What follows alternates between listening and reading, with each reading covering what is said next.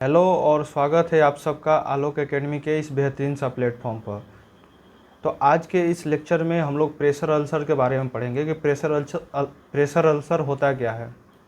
अगर कोई पेशेंट 10 दिनों तक किसी बेड पर लेटा हुआ है तो धीरे धीरे उसके जो स्किन है वहाँ पे आप देखेंगे कि रेड रेड कोई स्कार बनने लगता है और धीरे धीरे वहाँ पे पेन स्टार्ट हो जाता है और फिर धीरे धीरे वुंड में बदल जाता है। तो इसी चीज़ को हम लोग ये कैसे होता है, इसका क्या रीज़न होता है, इन सब के बारे में आज के लेक्चर में पढ़ेंगे।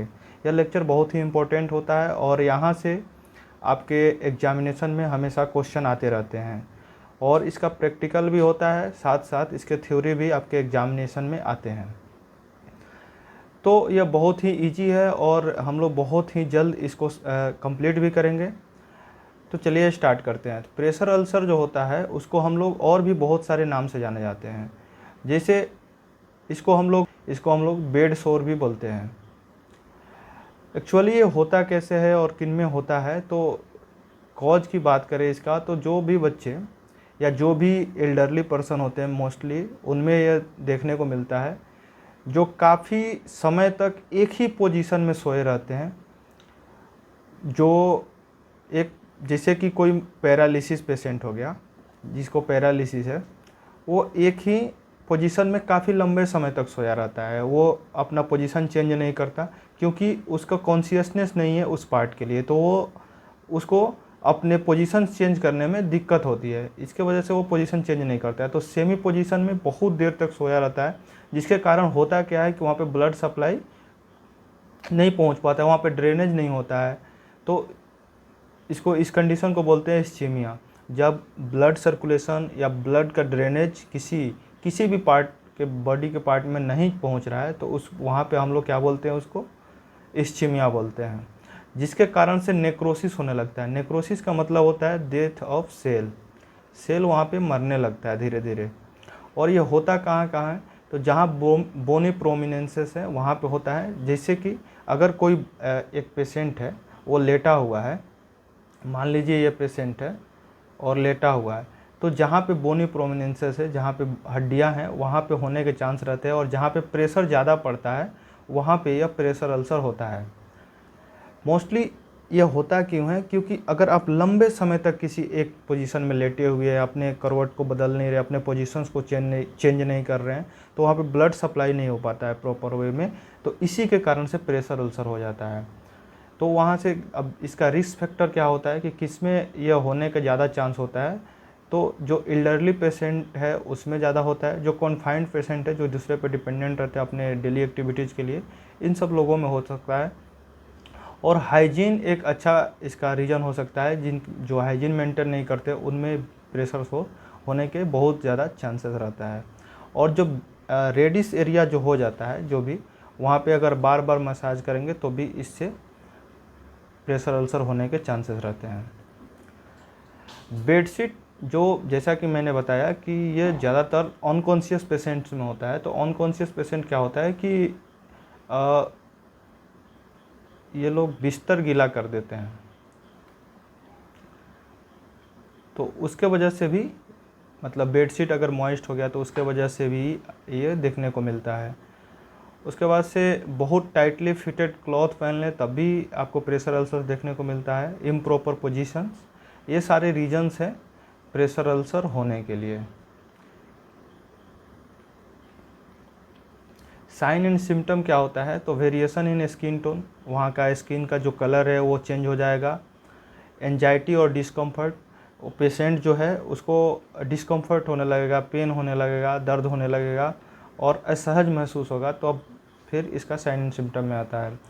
टेम्परेचर स्किन हो जाएगा, जहाँ पे भी प्रेशर अल्सर हो रहा है वहाँ का स्किन का टेम्परेचर जो है नॉर्मल स्किन टेम्परेचर से ज़्यादा हो जाएगा। नॉर्मल स्किन का टेम्परेचर कितना होता है, तो 37 डिग्री सेल्सियस। तो इससे ज़्यादा अगर टेम्परेचर हो रहा है तो वहाँ पे प्रेशर सोर या प्रेशर अल्सर बनने स्टार्ट हो गए हैं।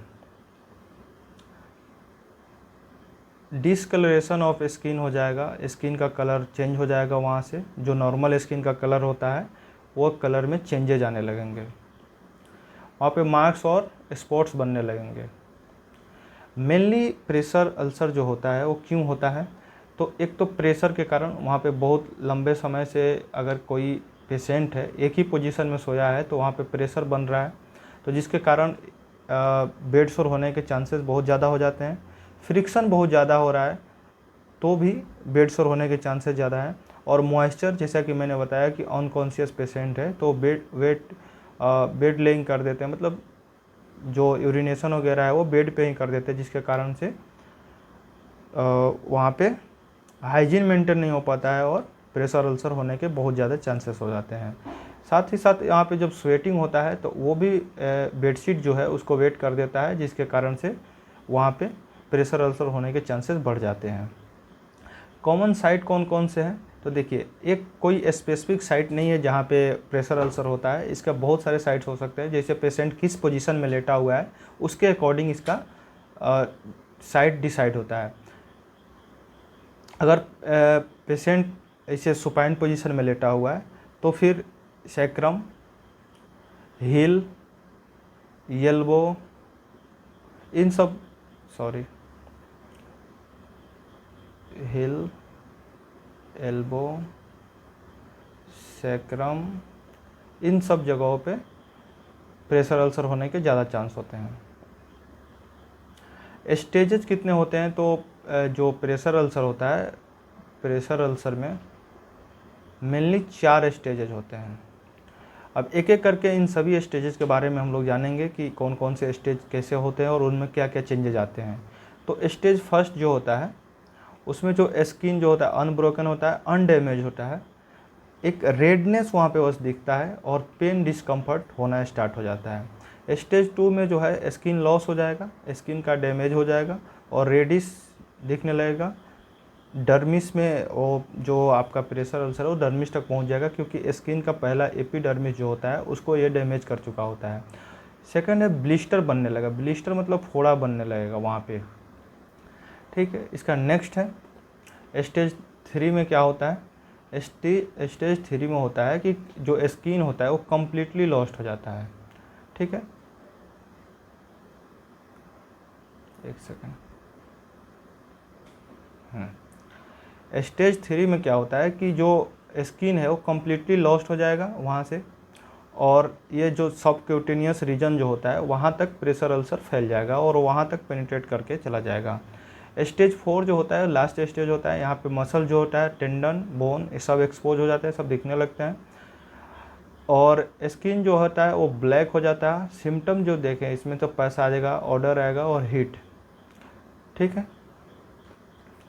यहाँ पे आप इस डायग्राम में भी देख सकते हैं कि कैसे कैसे ये अफेक्ट करता है। यहाँ पे जब फर्स्ट लेयर देखेंगे तो एपिडर्मिस, डर्मिस और फिर सबक्यूटेनियस रीजन में धीरे धीरे पहुँचने लगता है। तो स्टेज 1 में क्या होता है, नॉर्मल सा साइन होता है इसका कि वहाँ पे स्लाइटली रेडनेस हो जाएगा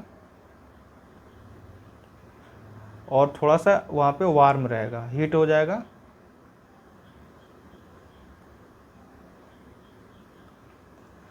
सेकंड जो स्टेज होता है उसमें एपिडर्मिस जो होता है वो डैमेज करके, यहाँ पे आप देख सकते हैं क्लियरली दिख रहा होगा आपको कि ये डर्मिस में प्रवेश कर चुका है, डर्मिस में एंट्री ले लेता है। और जो थर्ड स्टेज जो होता है वो डर्मिस से सबक्यूटेनियस तक फैल जाता है, यहाँ पे आप देख रहे होंगे क्लियरली विजिबल होगा आपको। और जो फोर्थ स्टेज होता है, फोर्थ स्टेज में ये तो पूरे स्किन को ब्लैक कर देता है और फिर ये बोन जो होता है वो क्लियरली विजिबल हो जाता है। तो फोर्थ स्टेज जो होता है काफ़ी ही सीरियस स्टेज माना जाता है।